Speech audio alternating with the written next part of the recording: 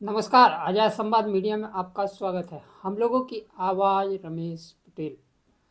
लोकसभा में विपक्ष के नेता राहुल गांधी ने कहा कि आरएसएस देश के संस्थानों और विश्वविद्यालयों में अपनी विचारधारा थोप रहा है। समय के साथ खबर पाने के लिए चैनल को सब्सक्राइब करें। नमस्कार, खबर विस्तार से। लोकसभा में विपक्ष के नेता राहुल गांधी भारतीय सांख्यिकी संस्थान आईएसआई को लेकर आरएसएस पर गंभीर आरोप लगाए हैं। उन्होंने कहा, देश के प्रतिष्ठित संस्थान पर धीरे धीरे आरएसएस का प्रभाव बढ़ रहा है। उन्होंने कहा, शिक्षा संस्थान विचारधारा से नहीं बल्कि ज्ञान विज्ञान से चलना चाहिए तथा पाठ्यक्रम और शोध पर आरएसएस की विचारधारा हावी हो रही है। संसद परिसर में आईएसआई छात्रों से विपक्ष के नेता ने मुलाकात के बाद वह चिंता जताए जो देश के दूसरे संस्थानों के छात्र और शिक्षक सवाल उठाते रहे।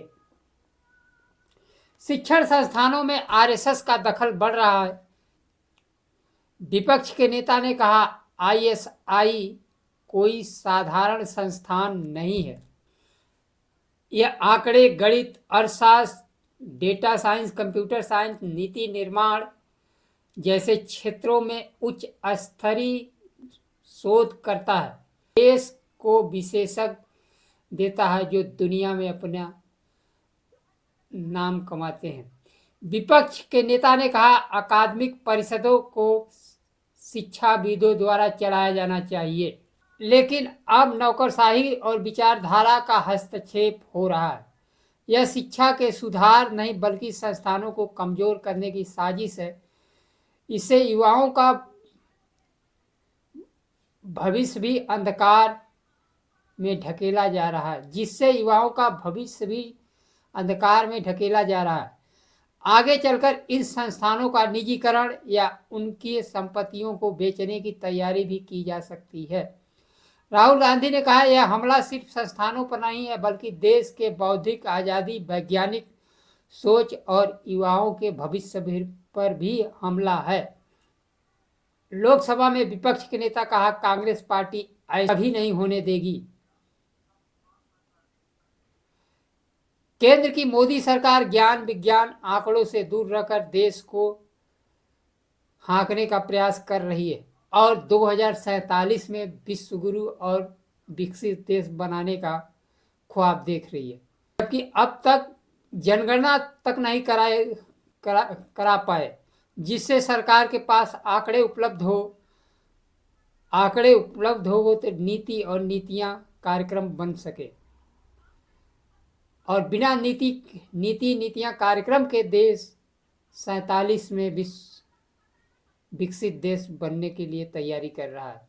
देश के संस्थानों को बेचकर विकसित भारत का सपना दिखाया जा रहा है। देश की 90% आबादी गरीबी से जूझ रही है। शिक्षा, विज्ञान, सोच और भागीदारी के बिना देश विकसित नहीं हो सकता। राष्ट्रीय सेवक संघ दलित पिछड़ों के खिलाफ नीतियां बनाती रही।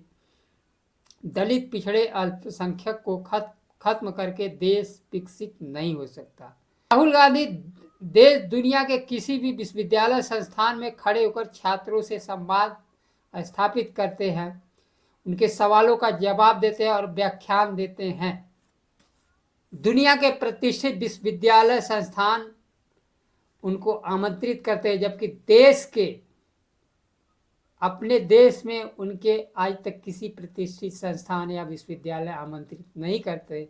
इसका सबसे बड़ा सबूत यह है कि आरएसएस की विचारधारा इन संस्थानों पर काबिज हो चुकी है। अध्यापक, कुलपति से लेकर प्रोफेसर, लेक्चरर की नियुक्ति में भी आरएसएस का खेल चल रहा है, जिसमें दलित पिछड़ों को एनएसएफ करके विश्वविद्यालय और यूनिवर्सिटी पर आरएसएस कब्जा कर रहा है। लोकसभा में विपक्ष के नेता जो सवाल उठाए हुआ देश के बौद्धिक आज़ादी के लिए ज़रूरी सवाल है। आज के लिए बस इतना ही। नमस्कार। जय संविधान।